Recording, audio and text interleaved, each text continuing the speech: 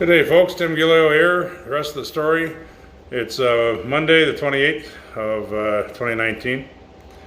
Last time we left off was, last Friday, I believe it was, or Saturday. It took me a while to get around to actually being able to do a video. I was kind of a little bit annoyed, like a lot of people were at the results of the last election. Of course, our social media feeds have been steady with separation and cause and effect. Those are for, those are against, and those that don't have a damn clue.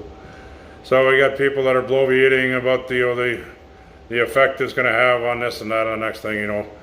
Let's put it in perspective here. If you listen to the BNN or Business News Network here last week, you would have heard the original founder of Encana, Gwen Morgan. And Gwen was pretty succinct. I mean, it's the Laurentian elites, we call Laurentian elites, the Laurentian Valley and Ottawa Valley. So it's a good southern portion of Ontario and Quebec, right, that run into each other. Now, the reason they're called the Laurentian elite is because those are where the elite are the most powerful families in Canada and pretty much reside, or the center of the universe in Canada, I guess you could say. So those are, that includes part of the Beltway or Toronto. So when you start getting up in there, then you get into the Bay Street bankers. Well, the Bay Street bankers, of course, are our chartered banking system, which is run underneath our central banking system. So these are in a word, private banks that we all deal with. And so we get back into the little game they have going on. Quite a few times now we've mentioned, and people are showing it on Facebook and social media. You have a picture of a cow from a article in 1915. It's a comic that shows Manitoba, Saskatchewan, Alberta, feeding the cow, and Quebec and Ontario and Maritimes milking the cow on the other end. That's kind of been the sentiment for over 100 years. Now, when oil came around in the 1940s, things started to change, right? But it didn't take very long before we come up with the equalization program. Since the equalization program's come on, Alberta alone has provided over $600 million, or most of it, which is pretty much equal to the entire debt of Canada before Trudeau took over, or the federal government. Now, the majority of that, the lion's share of that money has gone to Quebec, of course. So therefore, when you have Quebec sitting there saying, they don't want pipelines and they don't want Canadian oil, yet they want money, it's either they have a mental retardation going on, or they're really just they're globalists, they're hacks, they're part of the whole system. Now, we're going to get into that. Anybody who read the Vivian Krause article that just came out, you will understand. Now, Vivian Krause, if you don't know who she is, Vivian Krause went along tracking the money, following the money, to find out who got what, where, when, from who, and proved that the money was coming in from primarily the United States. It was foreign investment coming in, a lot of the George Soros Fund, Tom Steyer, the Rockefeller groups. Now, these companies, the interesting thing about these companies is these companies also, at the same time, they have their environmental movements, which are all well known. Of course, Soros Open Society, the Rockefeller Foundation, Tom Steyer, I can't remember his right now. I was just thinking about it the other day. I just actually contacted him the other day, so I'll tell you why I'm contacting him here in a minute. So but at the same time, these people make a great deal of money in oil and gas. So, of course, the Rockefellers were Standard Oil. I mean, they basically were the wealthiest family, or the founder was the wealthiest man in modern history. He made it all on oil. When you look at the Rockefeller Foundation, they like to say, okay, well, it started out as 1913, and it's for the betterment of man, man being the Rockefellers, I guess. But if we actually look at what these groups kind of really do, so when you look at it as our environmental movements, what these groups do is they feed the environmental movements. And I mean, this is information came from a conversation I had with a man by the name of Maurice Strong, who's known. He worked under the Rockefellers. He worked for the UN. He was one of the reason the Rockefellers have part of their foundations is in Africa, is because that's where he chose for the seat of the human rights portion of the United Nations when he was running that. Now, Maurice Strong was a guy who dropped out of school in grade 8. He came from Winnipeg. He came over to find his fortunes in Alberta. He ran into a gentleman by the name of David Rockefeller, and they had a lifetime friendship. Maurice died in 2012. Aside from working with the Rockefellers, what Maurice also did. Maurice was an oil and gas guy here in the Western Canada and a few other places. He worked alongside the Rockefellers, looking after their interests. But Maurice had a few other little tricks up his sleeve. So in the late 60s and early 70s, Maurice became the founder of our modern environmentalist movement. At the same time, he still owned oil and gas companies. So when you look at what Maurice did, and the reason that he did what he did, it stands true to this day. The reason why the Rockefeller Foundation is there, the Rockefellers have their investment organization. There's I can't remember how many members today, but there's a hell of a lot of them floating around. They're a huge family. But if you look at more first generational thing, then you're looking at George Soros, and then you got the Soros Foundation, and then you got the Soros Open Society. So you have the investment arm, and then you have the environmental arm. Tom Sayer, the same thing. Tom Sayer has his made his money in oil and gas. Then he has his environmental movement. Staunch Democrats. The thing about these people, they're all staunch Democrats. What do we know about Democrats looking at the liberals? These are globalists. So they don't have it in, their concern isn't for you and me as a citizen. Their concern is for their agenda. Their agenda, if you start looking at it, as we're going to find out, I think Trump's, his UN speech, where globalism is dead. They're bucking heads, and I think there's a lot of criminal activity that's gone on, and we're all going to find out what that is sooner than later. So how that transcends in Canada, Canada's pretty simple. We are landlocked, and they want to keep us landlocked. Why? Because this great pile of oil, this huge wealth, the wealth isn't going to go away, but right now it gets shipped down south. So if you remember a few years back, or a year and a half ago, we were getting 10 cents on the dollar for our oil up here. So we're shipping it all down. Well, here's the problem. The companies that own the oil up here are the same people that owned it down there. What created that huge transference was that Trump had come out with this with these incentives, tax incentives down there for American business doing business in the U.S. So it was it was more profitable for them to take the oil here at 10 cents on the dollar, buy it from themselves at 10 cents on the dollar, sell it themselves down there, transfer it over to world markets, and by the time they were done washing out the other end, they made more money. So it wasn't until Notley finally, when Notley was Premier of Alberta, I kept sending her notes and kept writing into the Edmonton Journal and the Calgary Herald, and saying, hey, look, it works pretty simple. If somebody wants to give you 10 cents on the dollar, and you can we can all do a little bit of math here. So no matter how much they want to say they're energy independent, the reality is they take so much oil and gas particularly oil from Canada, that if we were to just shut the pipes down and give them the 10% that they want to pay 10% for, it's not going to take very long before you're actually going to drive the price of oil through the roof. So she finally got around to that and threatened a 20% cut, and that's all it took. She took, if you remember, as soon as she just threatened it, she didn't actually do it, she just threatened it. As soon as she threatened it, the cost went back up to, basically, Western Canadian Select was damn near equal to WTI, which is West Texas Intermediate. So, those type of aggressive things, moves, should have been done by a government that was paying attention. But the problem with government, you look at government bureaucracy, the industry, it's easier for the industry to work with government than it is to work with the citizens. Working with industry, you're working with a few people out of an association, a few larger companies that can dictate things.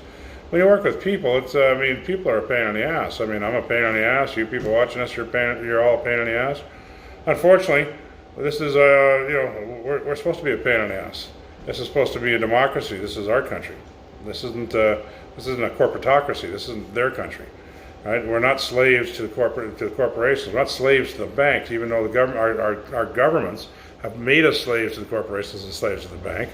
And that's one of the reasons that the angst you see today, when you're looking at what's happening after this election, you have to understand who the players really are. So Vivian Krause said, okay, here are these players that are down south, but they're bringing their resources north to shut down and to lie, cheat, and steal about our oil and gas industry. At the same time, they're heavily invested in our oil and gas industry, so they make huge profits.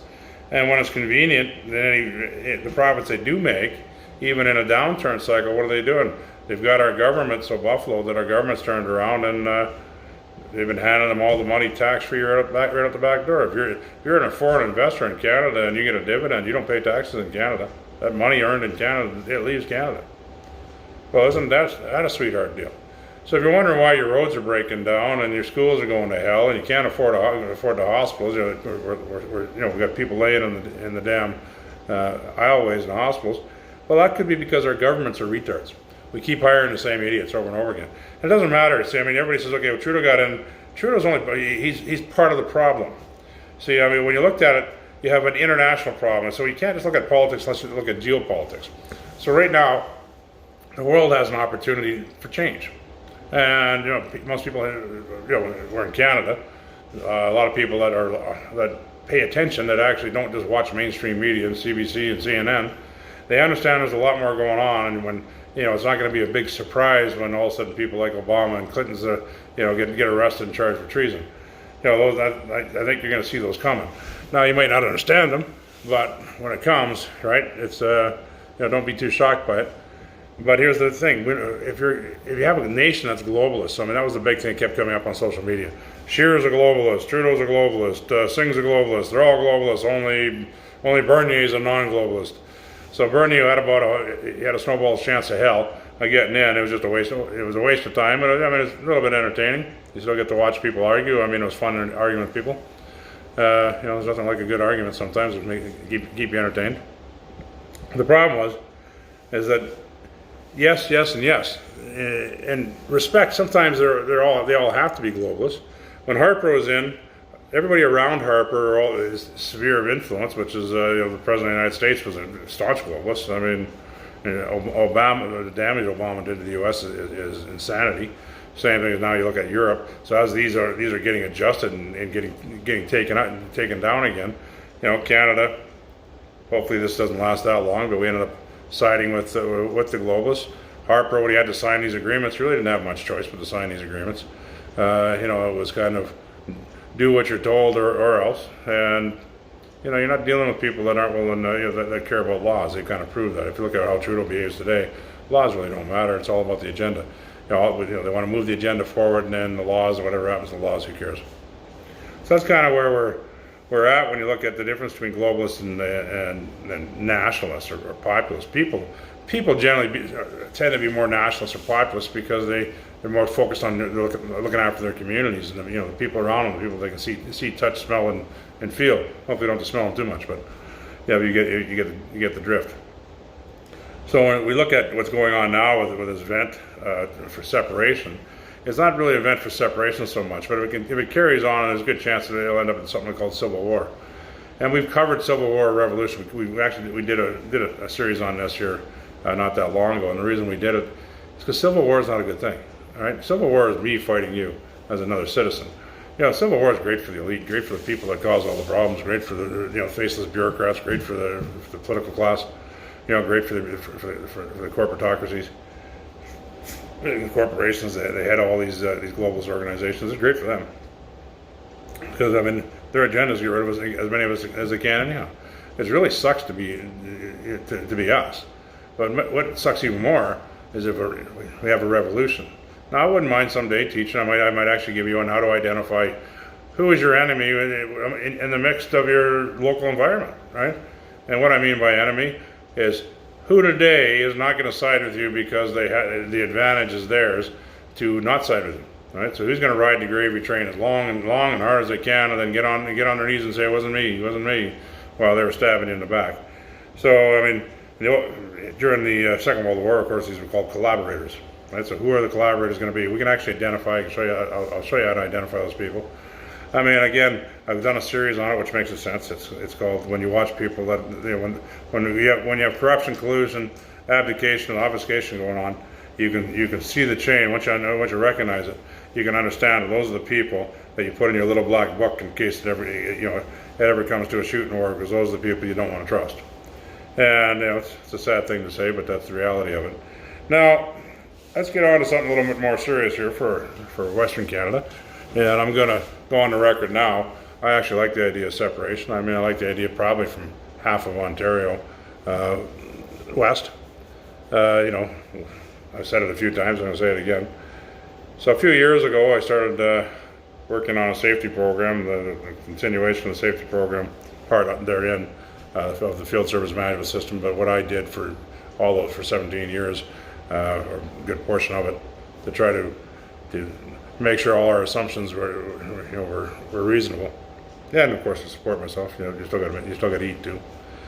But what happened is a couple years ago, we said, okay, we're having issues already. It looked like, okay, the industry might turn around. There was a small glimmer of hope. It didn't last very long. But during that small glimmer of hope, we understood that as soon as the industry does turn around, after you've had an extended downturn, and really this extended downturn, this last 5 years has been really brutal, but it's actually been going on for 10 years now, almost 11 years. We never really recovered after the housing bubble. Nobody ever did. I mean, of course, the banks did, and the elite that caused it, they recovered swimmingly. It was a swimmingly good time for them.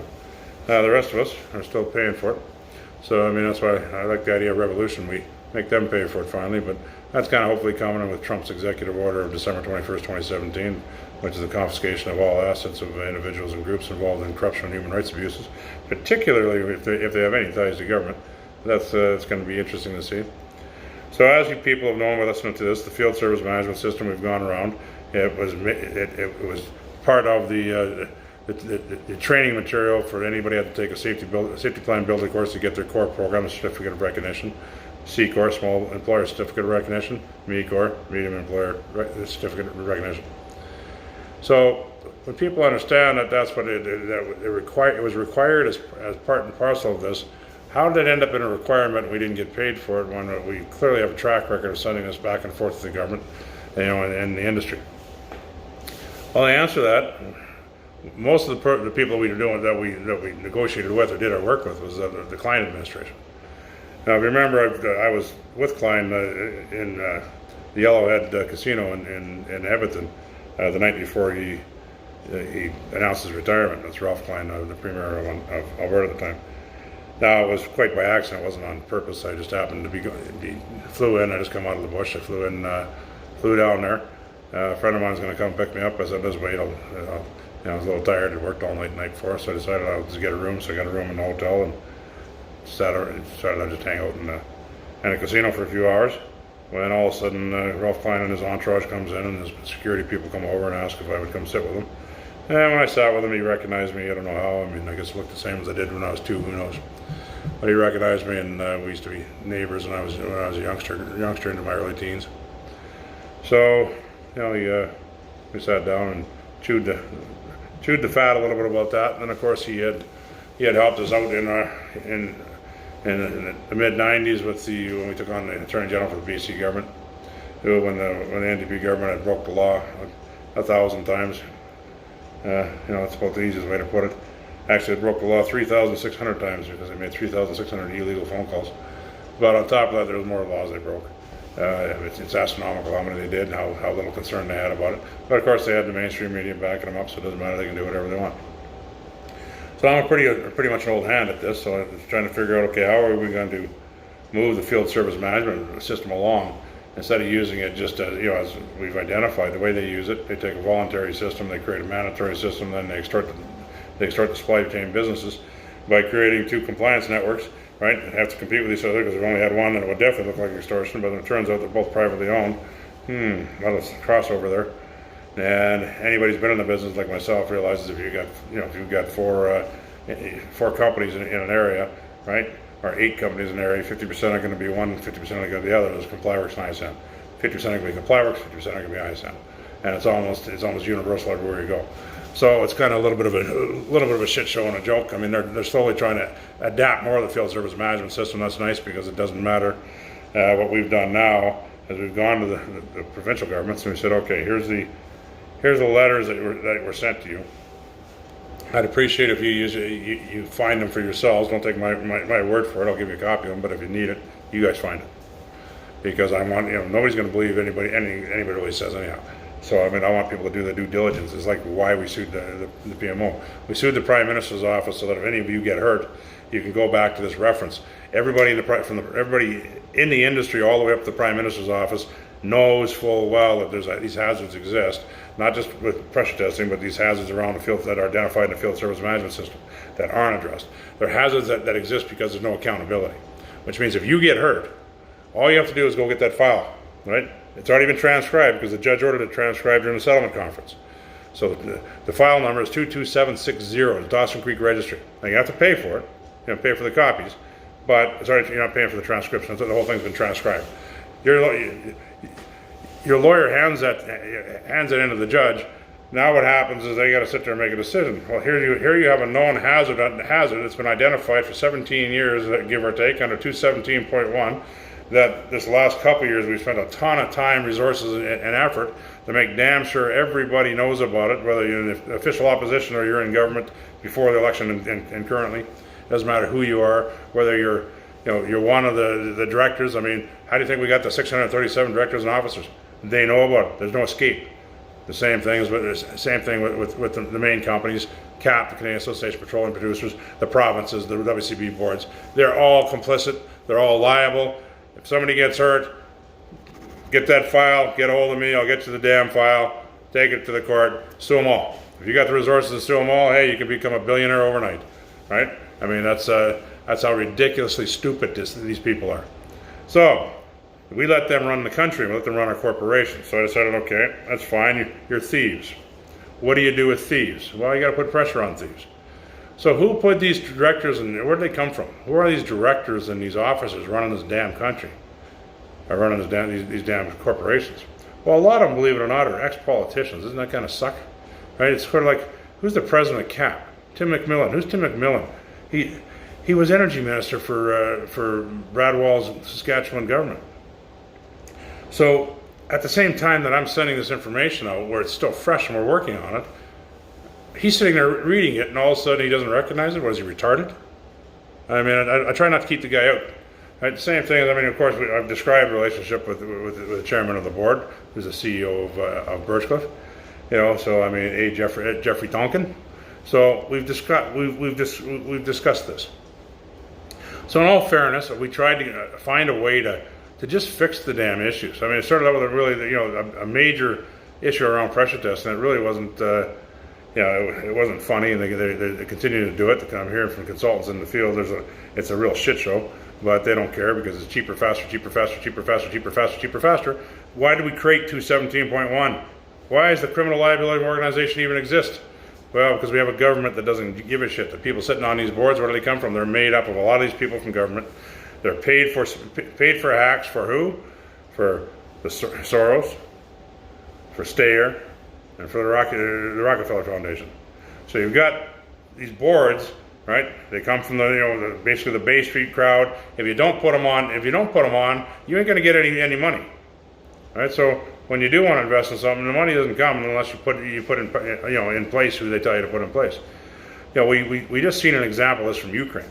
So the Ukraine example with out of the States with Joe Biden and and Pelosi and Mitt Romney and their kids getting these positions without a damn clue which way the wind blows, and getting paid a ton of money. It's not about what you know. There's an old saying in the oil patch: it's never about what you know, it's who you blow.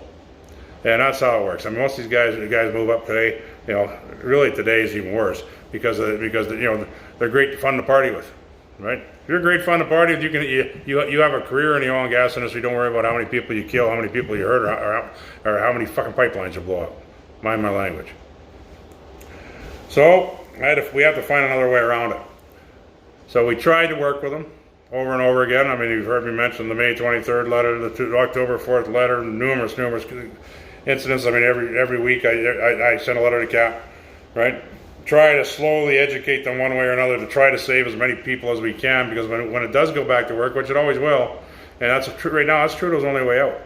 If he doesn't want a civil war, can you imagine how angry people are going to go after they get through another winter? What's left? How many more people on the street? I don't care. I mean, getting guns is the easiest damn thing in the world. We live right next door to the States, right? How many of these guns do you think are coming up? How do we have all these immigrants running around with handguns? Where the hell do they come from? We don't make handguns in Canada. So, I mean, it's not hard to figure out. If they can get them, the people can get them too. So that's a scary thought when you consider how pissed off people are going to be if this industry doesn't get off its ass and get back to work here sooner than later. So we had to say, okay, how can we either help this along or help separation along? There's two ways. The industry is going to flourish under separation because all this crap coming out of the U.S. is going to end. We have Trump down there, hopefully by sooner than later, is going to actually start declassing stuff and arresting some of these retarded idiots down there. But until that happens, we're kind of stuck, right? So we got to find a way around it. So I decided that after this weekend, to go ahead and start and offer the field service management system for sale to everybody. So the next video here, I'm going to talk about offering it. I'm going to do the next video right away, back to back. So the next one's going to just focus on the sale of the field service management system, how it works, and try to keep people from getting scared. How do you like the Civil War beard? Getting it ready. Have a good one.